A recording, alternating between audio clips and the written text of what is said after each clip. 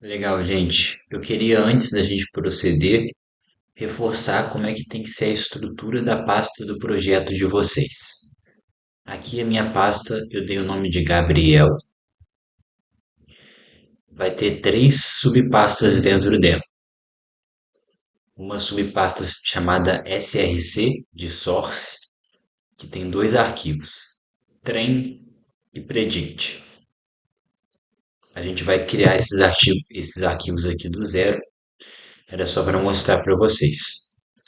Então, resumindo, pasta do projeto, uma pasta chamada SRC, que a gente vai preencher depois, uma pasta chamada Model, que a gente vai preencher depois, e a pasta do banco de dados, que a gente vai chamar de Dataset. Dentro do Dataset tem mais duas subpastas, Train e Validation. Dentro do Train tem as pastas, uma para cada categoria. No meu caso aqui, uma para cada tipo de pneumonia e uma do raio-x de tórax normal. Dentro do validation, a mesma estrutura. Qual é a diferença? A diferença é que aqui no trem, na pasta de pneumonia bacteriana, a gente vai ter 70% das imagens de pneumonia bacteriana que a gente tinha no dataset original, no banco de dados original. Enquanto que no validation vai ter 30% dessas pastas, tá? Mais ou menos, dessas imagens de pneumonia bacteriana. Vocês podem olhar aqui embaixo a quantidade, tem 900 itens de pneumonia bacteriana na validação e no treino em pneumonia bacteriana 2.100 itens. Mais ou menos um terço, né? Um pouco mais de 30%, mas não tem problema. É bom a gente conferir os valores, tá? Quanto tem em cada pasta para não ficar tão diferente assim. Aqui a gente tem uma pasta de pneumonia viral que tem menos arquivos do que as outras. Talvez isso dê problema. Então, o que que a gente pode fazer? Olha, o ideal é a gente tirar da pasta que tem mais itens, certo? Aqui a gente pode tirar mais ou menos 1.000 imagens para que os datasets, cada uma das categorias, tenham a mesma quantidade de imagens. Isso é importante, né, mesmo perdendo algumas imagens, porque senão o modelo pode ficar viciado em dar o diagnóstico de pneumonia bacteriana. Vamos tirar aqui um pouco menos de 1.000 imagens para os datasets ficarem iguais. Aqui, 953, a gente vai excluir e pronto. Temos um número parecido, mil e pouquinhos, para quase todos, exceto a pneumonia, o raio-x normal. A gente vai fazer a mesma coisa, vamos tirar 1.000 imagens daqui. Senão todos os raios-x que o modelo for prever vão ser normais. Lembrando que o que a gente quer fazer aqui é uma inteligência artificial que consiga separar se um raio-x é normal, se tem pneumonia bacteriana ou se tem pneumonia viral. 1.000 itens, vamos tirar, excluir. Legal. Agora a gente vai fazer essa mesma normalização, né, uma regulação dos datasets lá na pasta de validação. Aqui a pneumonia bacteriana tem 900, pneumonia viral 500, normal 1.000. A gente vai tirar então 400 mais ou menos daqui, certo? Para ficar todo mundo com mais ou menos 500. Pronto. Agora está mais normatizado. 496, 531, dá para tirar mais. Pronto, 478. E aqui a gente tem que tirar 400 itens para ficar com 500. Agora nosso dataset está equilibrado. Aqui tem 500, mais ou menos 500 também. Beleza. Bom, e para que qual é a diferença, né? Para que serve as imagens de treino train, né? Aqui train do inglês e de validation, de validação. Basicamente, pensa que as imagens de treino vão ser usadas efetivamente para treinar o modelo, para ele estudar, e aí no final de cada bimestre ele vai fazer uma prova. E essa prova vai ser uma imagem de validação. Em cada um dos bimestres, que a gente vai chamar aqui de épocas, que o modelo estudar, ele vai no final dar uma validação, fazer uma prova com várias imagens diferentes, com 30% das imagens do banco de dados. E aí a gente vai ver em cada bimestre como é que o modelo está performando. De acordo com o quanto ele errou, ele vai saber como se adaptar para aprender e para se adaptar, né, efetivamente às novas imagens. Legal. Agora que a gente tem tudo separadinho, tudo organizado na nossa pasta, a gente vai abrir o VS Code. Então, vocês escrevem aqui VS Code, Visual Studio Code e vão abrir. Deixa eu pegar com outro aberto aqui, vamos fechar. Vocês vão abrir essa tela aqui. A primeira coisa que vocês têm que fazer é procurar aqui nessa barra de pesquisa, ou melhor, procurar aqui nessa barra lateral Extensions, procura e escreve aqui Python. Vocês vão baixar a extensão do Python para o VS Code. É só apertar o botão de instalar aqui. Aí vai estar instalado. Agora a gente tem que abrir a nossa pasta no VS Code. Né? Como é que a gente faz isso? A gente vai File, Open Folder. Agora sim, Folder, a pasta. A gente vai abrir a pasta Gabriel. Aí vai aparecer aqui, vocês estão vendo? Gabriel, com as nossas três pastas principais. Agora o que a gente vai fazer é elaborar, junto com o ChatGPT, um script, um algoritmo de treinamento para as nossas imagens. A gente vai fazer esse algoritmo dentro da pasta SRC. Clica em cima dela, aperta aqui na folhinha e escreve aqui train em inglês.py. Agora a gente vai até o ChatGPT para resolver isso. Agora a gente tem que usar a engenharia de prompt a nosso favor. A gente tem que explicar para o ChatGPT o que a gente precisa dele. Tá? Eu vou mostrar para vocês como é que vocês têm que fazer isso na hora de fazer um modelo de aprendizado de máquina para classificação de imagens. Você é engenheiro de machine learning experiente, especializado em visão computacional, que é a parte do machine learning que diz respeito à interpretação de imagens. Você tem um diretório chamado Gabriel, que contém três pastas: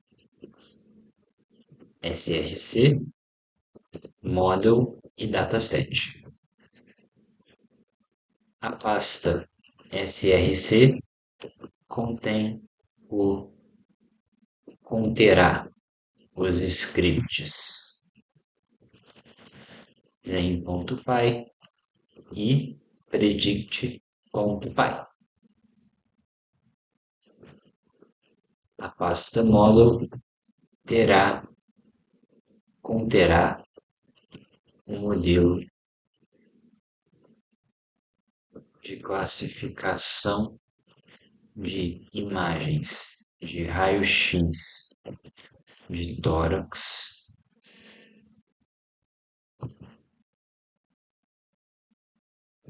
chamado Gabriel.keras. Ponto .keras, tá? O modelo tem que terminar com ponto .keras, porque é uma biblioteca que a gente usa para o machine learning. Basta. Dataset contém duas subpastas, quais sejam trem e validation. Cada uma das duas contém 3 subpastas. A gente vai ver o nome aqui da pasta exatamente. Normal, pneumonia bacterial, pneumonia viral.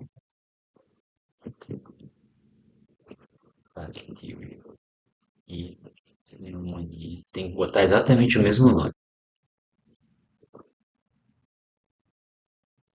Sendo que nelas estão contidas as imagens de radiografias de tórax respectivamente normais, com pneumonia bacteriana e pneumonia viral.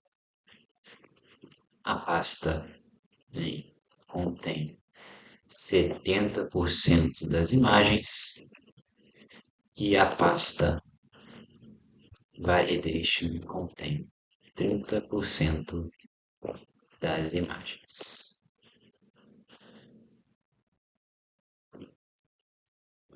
As subpastas das 3 categorias na pasta trem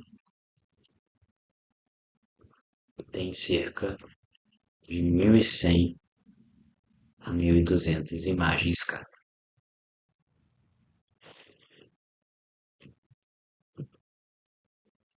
Já a pasta Validation contém. Na verdade, o valor está um pouco errado, né? A gente está com mais exemplo de validação do que seria o adequado. Mas eu vou manter assim para a gente ver se vai dar certo. Qualquer coisa, a gente faz a troca, né? A gente pode tirar umas imagens do treino e colocar na validação. Ou melhor, da validação e colocar no treino. Eu vou pedir para ele pressupor que são 30% do valor, tá? Para a gente evitar fadiga aqui. Melhor. Vamos parar de ser pouco. Vamos corrigir isso agora. A gente tem aqui no trem normal, por exemplo, 1.200 imagens. 30% disso são 400 imagens. Então a gente tem que tirar um pouco de imagens da pneumonia normal lá do validation. Pneumonia normal não, da radiografia normal. A gente pode tirar 50 exemplos aqui. 57. Ctrl X, a gente volta lá para o treino, normal, Ctrl V. Pronto. Agora os 30% de fato estão melhor distribuídos. Agora a gente faz a mesma coisa com pneumonia bacteriana. 1.148, né? 30% a gente pode arredondar aí para pouco menos de 400. Então a gente vai lá para validação, pneumonia bacteriana, e tira aqui pouco menos de 100 imagens. Ctrl X, pneumonia bacteriana no treino, Ctrl V. Prontinho. Agora só falta a pneumonia viral. Aqui tem 1.160, então a gente vai tirar para manter mais ou menos 400 aqui também. Vamos tirar 95, 90 enfim, 90 imagens, 91 imagens. Ctrl X. Vamos ter a pneumonia viral do treino e a gente Ctrl V aqui. Agora a gente está melhor distribuído. Bom, as subpastas das 3 categorias na pasta treino tem cerca de 1.100 a 1.200 imagens cada. Já as subpastas de validation contém 30% desse valor cada.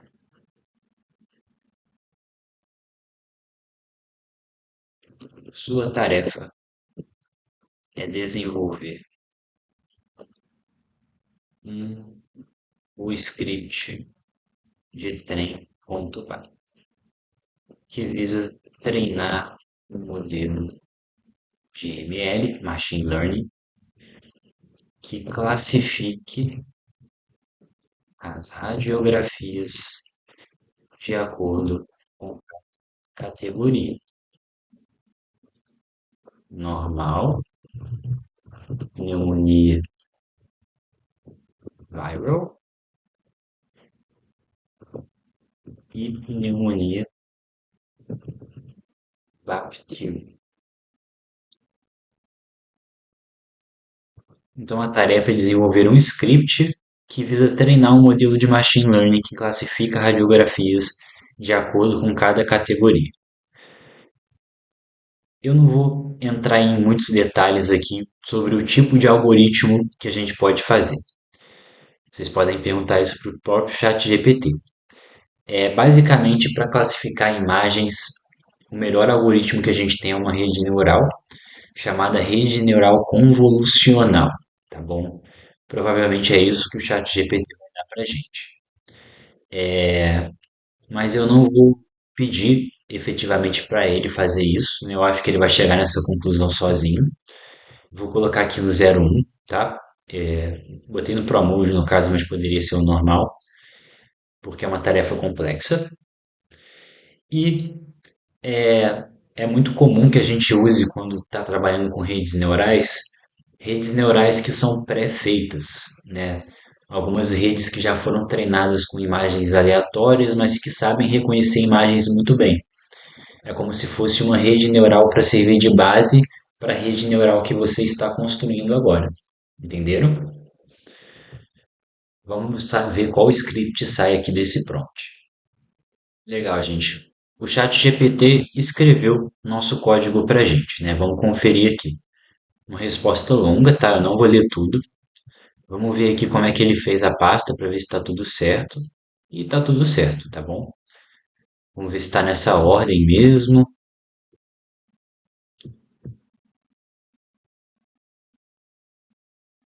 Normal, bacteriana, viral. Aqui a gente poderia trocar,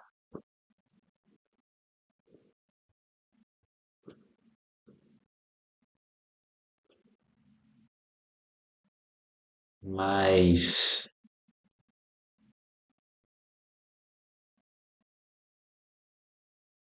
pronto. Botamos em ordem crescente e ficou aqui que nem a ordem que o chat GPT está considerando. Normal, bacteriana e viral. A gente tem que fazer a mesma coisa na pasta trem.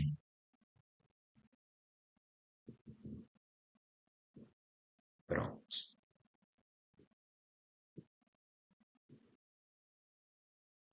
Ele vai treinar um modelo baseado em uma rede pré-montada, que nem eu imaginei, mas ele também disse que é possível fazer do zero. Eu não recomendo que vocês façam do zero, porque vocês vão precisar iterar muito, né? Corrigir muito se fizer do zero, e talvez vocês não tenham conhecimento para isso. E, de qualquer forma, na prática, a gente usa redes pré-montadas o tempo todo.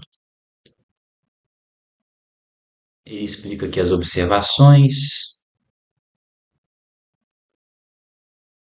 Legal,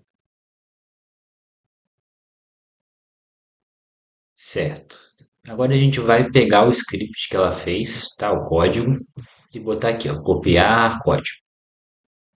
A gente vai copiar esse código no script trem.py, py de Python, tá bom? Para identificar o tipo de arquivo aqui. Ctrl S para salvar e para você rodar esse script, tem algumas coisas que a gente precisa fazer aqui. Primeiro eu vou rodar só para dar errado e eu mostrar para vocês o que pode dar errado. Aqui ele está mandando a gente criar um ambiente virtual. O que é isso? Um ambiente virtual é como se fosse uma sala de comando dentro de uma pasta. todas as bibliotecas externas que a gente vai precisar baixar no nosso programa vão ficar no nosso ambiente virtual. Para criar, a gente vai criar um ambiente virtual com esses comandos que eu acabei de fazer. Aliás, eu vou mostrar para vocês como é que a gente cria na prática. Vocês vão apertar Ctrl J para aparecer o terminal aqui, tá? Para tirar ou para aparecer. Esse é o terminal. Aqui você escreve os comandos, tá bom? Para você criar um ambiente virtual, você escreve Python "-m venv venv". E o ambiente virtual foi criado na forma de uma pasta chamada venv, de Virtual Environment, dentro da pasta Gabriel. Agora, para a gente ativar o nosso ambiente virtual, a gente vai usar o comando venv barra invertida scripts com S maiúsculo barra activate. Está feito. Talvez, quando você for ativar o seu ambiente virtual, você vai receber uma mensagem de erro. Se você receber essa mensagem, você escreve esse comando aqui. Eu posso deixar na descrição do vídeo. Set, com letra com S maiúsculo, hífen, execution, com E maiúsculo, policy, com P maiúsculo, espaço, hífen, scope, com S maiúsculo, espaço, current, user, com C maiúsculo e U maiúsculo, espaço, hífen, execution, com E maiúsculo, policy, com P maiúsculo, espaço, remote, signed, com R e S maiúsculo.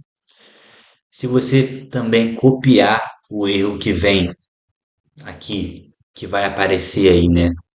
E botar no chat GPT, ele vai te dar esse comando aqui. E aonde você executaria esse comando? Você vai escrever aqui PowerShell. Vai apertar no PowerShell com o botão direito do mouse e executar como administrador. Aí você vai escrever aqui esse comando e vai poder criar seu ambiente virtual na paz. Tá bem? É assim que a gente faz. Bom, nosso ambiente virtual foi criado. Agora, para a gente executar o nosso script, a gente tem que escrever aqui Python e o endereço do script. O que é o endereço? Em qual pasta ele está. Se ele tivesse aqui direto em pasta nenhuma, a gente poderia só escrever trem.py. Mas ele está dentro da pasta chamada src. Então a gente tem que escrever src barra para frente trem.py. Vamos ver o que vai acontecer. Pronto. Na linha 2, a gente tem um módulo chamado TensorFlow e não existe esse módulo no nosso ambiente virtual. A gente tem que baixar os módulos que o script pede. Como é que a gente sabe quais são os módulos? Estão escritos aqui, tá? São essas primeiras linhas que estão escritas em import ou então from. E esses aqui que estão de verde vocês precisam instalar. No caso OS já vem no Python, vocês não precisam instalar. Então é pip, o comando, instalar em inglês, TensorFlow. E agora é só a gente esperar o TensorFlow baixar. Bom, gente, aqui já baixamos o TensorFlow. Teoricamente é a única biblioteca que a gente tinha que baixar.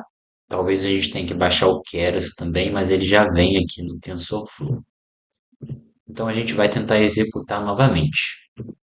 Python src barra para frente trem.py. Aqui a gente teve um erro na linha 86, parece. Eu sei disso porque está escrito aqui. Vamos na linha 86 para ver o que está acontecendo. Nossa. Tá.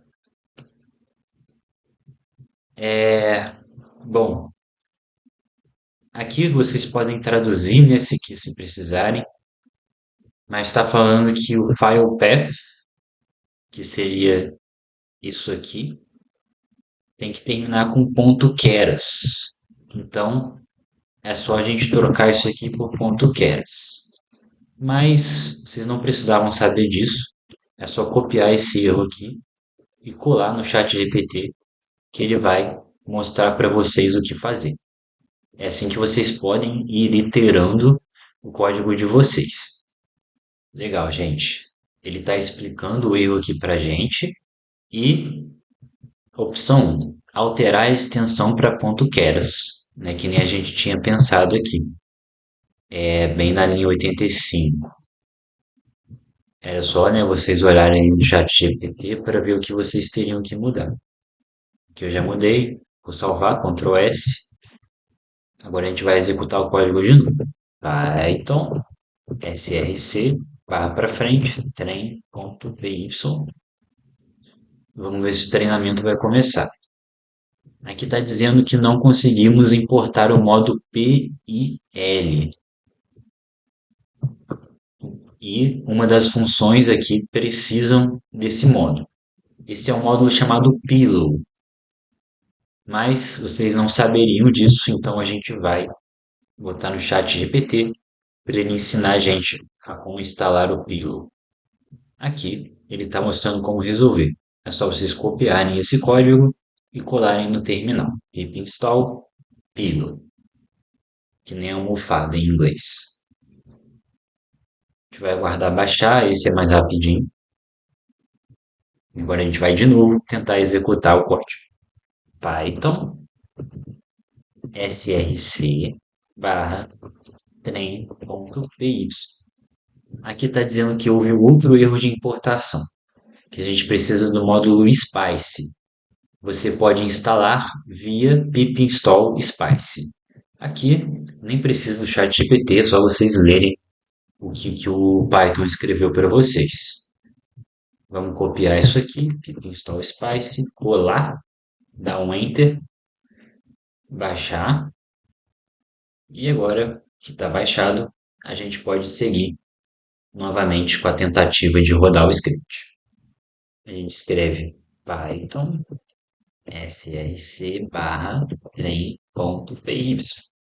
Agora o treinamento efetivamente começou. O que o modelo de linguagem de visão computacional faz é dividir as imagens em vários pixels. Quantos pixels, Daniel? Faz a conta aí. A gente setou isso aqui, ó. Altura e largura da imagem. 224 pixels por 224 pixels. Você multiplica isso um pelo outro e você vai ver a quantidade de pixels que vão ser avaliados. Esses pixels, eles são, então, agrupados em uma função matemática que vocês não precisam saber. Vocês precisam saber que cada um dos pixels vai receber um peso diferente. Esse peso vai ser multiplicado pelos valores do pixel, que vai ser transfigurado em números, e a partir disso o modelo consegue entender imagens. Basicamente, ele diz para cada pixel: você é esse número, você é esse número, você é esse número, você é esse número, e assim vai. Antes desse número, vai ter uma multiplicação por um valor que a gente chama de peso, e esses pesos vão ser adequados a cada um dos treinamentos, de forma que eles vão chegando na conclusão correta, uma vez que nos dados de treinamento o modelo tem acesso às respostas certas. Agora, o que está acontecendo aqui é a primeira de 20 épocas. Uma época é como se fosse um bimestre. Então, nosso modelo vai treinar durante 20 bimestres. E aqui é a acurácia dele durante o treinamento. É como se ele tivesse tirado 3, basicamente, durante o treinamento dele. e era para aparecer depois a acurácia da validação, que é quanto efetivamente ele tirou na prova. Mas a gente teve um erro aqui. A gente vai novamente usar o chat GPT para corrigir esse erro. Ctrl C, Ctrl V, e na verdade a gente não teve bem um erro, viu? Era só um aviso. É um aviso de que a gente está desatualizado no nosso código. Mas vamos ver o que o ChatGPT vai falar para a gente seguir aqui o nosso fluxo. Eu sei que não foi um erro porque o treinamento continuou aqui. Olha, por exemplo, a primeira época. Na primeira época ele tirou 3 no treinamento durante os exercícios dele e tirou 3 a acurácia da validação na prova dele também. É bom que esses valores estejam parecidos. Se eles estiverem muito diferentes, pode significar overfitting, que é um viés que os modelos podem desenvolver. Basicamente, eles ficarem hipertreinados ali só no dataset deles e não de fato conseguirem generalizar aquilo quando a gente colocar outras imagens para ele interpretar. Então, a acurácia do treinamento tem que ser parecida com a acurácia da validação. Entre as épocas, essa acurácia deveria aumentar. E aqui aumentou um pouquinho, tá? Foi de 0,32 para 0,35. A gente vai ver quanto ele vai tirar na prova agora. Aqui ele está explicando que foi um aviso, né, e o que a gente poderia fazer para mudar isso. Dependendo de como o nosso modelo for, a gente pode respeitar ou não esse aviso, tá bom? Se o nosso treinamento estiver indo mal e ele de fato não está indo bem, a gente pode tentar ver, né, o que esse aviso queria dizer e fazer as alterações que o chat GPT direcionar a gente para fazer. Eu vou esperar aqui mais uma época para ver se de fato ele vai continuar com a acurácia baixa. Se ele continuar com a acurácia baixa, a gente vai mudar o nosso código. Olha, nosso treinamento está só no terceiro bimestre, mas a acurácia está bem baixinha. Eu acho que eu vou pedir para o chat GPT uma nova versão corrigida do nosso código. Não, a gente ainda está com um parâmetro bem baixo. Vamos pedir para ele mandar para a gente esse código corrigido, com a sugestão que ele mesmo deu. Vamos usar um dataset customizado, como você idealizou na opção 1. Me envie o código completo corrigido, pois a acurácia está ruim. Eu pedi para ele fazer as correções que ele idealizou aqui nessa opção. Vocês estão vendo que entre os bimestres, entre as épocas, a acurácia de validação não está subindo de maneira significativa. Isso quer dizer que nosso treinamento não está indo bem. A gente pode interromper o treinamento aqui antes de terminar, não é pecado não. Bom, eu pedi aqui para ele mandar outro código para a gente, ele mandou, a gente vai copiar. Interromper o treinamento, apertando o listinho aqui, ó, Q Terminal, aperta Ctrl A, Ctrl V e voilá. Agora a gente vai rodar o código novamente. Aqui as classes, normal vai ser 0, bacteriano vai ser 1, viral vai ser 2. Vamos de novo. Primeiro, ativar o ambiente virtual. Venv barra scripts barra activity. Agora a gente escreve Python src barra para frente tem .py. Vamos ver se vai dar algum erro. Parece não ter dado nenhum erro por enquanto. Nosso treinamento começou. Agora a gente está usando outra rede como base, né, diferente da que a gente estava usando anteriormente. Vamos ver se agora a nossa rede neural performa melhor. É esperado que a acurácia da primeira época seja bem baixa, tá bom, gente? Isso porque, basicamente, na primeira época o modelo está chutando os valores. Depois, de acordo com o quanto ele errou, que a gente chama de loss function, que está escrito aqui, ele vai adequar os pesos para cada pixel e aí a gente vai conseguir chegar numa conclusão, né? E aí ele vai evoluir melhor no treinamento. Pelo menos essa é a nossa ideia. Agora, basicamente, a gente tem que esperar um tempinho, né, para ver como é que o modelo vai performar. A gente pode, no meio do treinamento, ali por volta do 10º bimestre, da 10ª época, mandar o resultado para o chat GPT para a gente decidir junto com ele se vamos ou não interromper esse treinamento porque né, porque estaria muito ruim. Ele terminou o primeiro bimestre de treinamento, agora a gente vai ver qual foi a acurácia no primeiro bimestre. A acurácia da validação, né, o quanto efetivamente o modelo tirou na prova dele. Lembra que os valores têm que ser parecidos.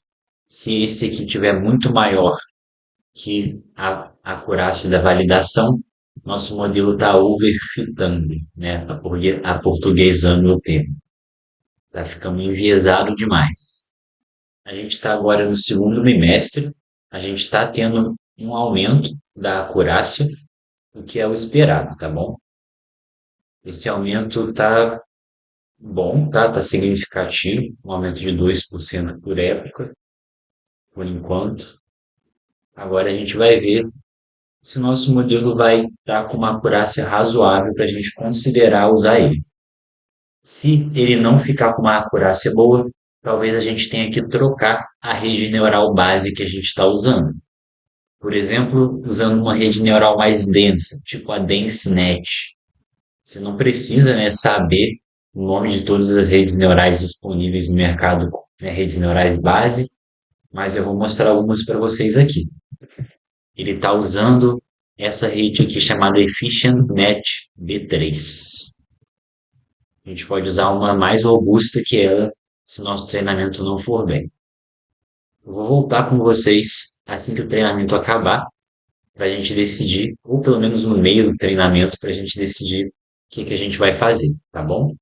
Se esses valores de 30% se mantiverem, a gente vai ter que trocar o nosso script. Te vejo na próxima.